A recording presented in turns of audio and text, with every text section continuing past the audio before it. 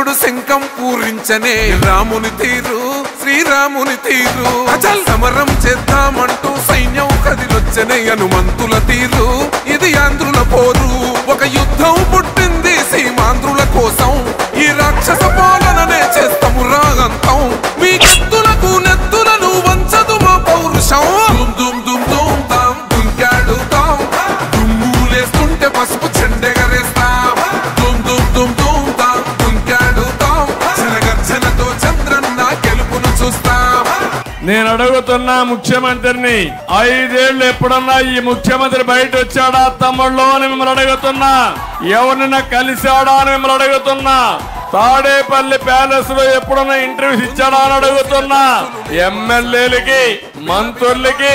ఇంటర్వ్యూలు లేవు ఎప్పుడన్నా నేను ముఖ్యమంత్రిగా ఉన్నప్పుడు జరిగిందా అని మిమ్మల్ని అడుగుతున్నా ఎవడొస్తాడ రండి రైగ మేము అస్సలు తగ్గం మీ రౌడి జానికి మో పౌరుషానికి మొదలైనది యుద్ధం గెలిపెవడద చూద్దాం ఓహో దుమ్ దుమ్ దుమ్ దుమ్ దుమ్ దుమ్ దుమ్ దుమ్ దుమ్ దుమ్ తాం దుంకాడుతాం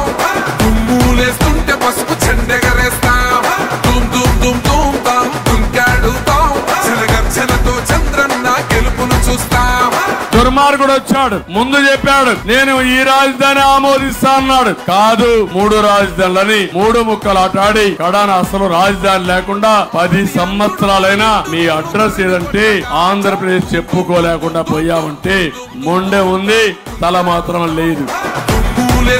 పసుపు చెండెగరేస్తాం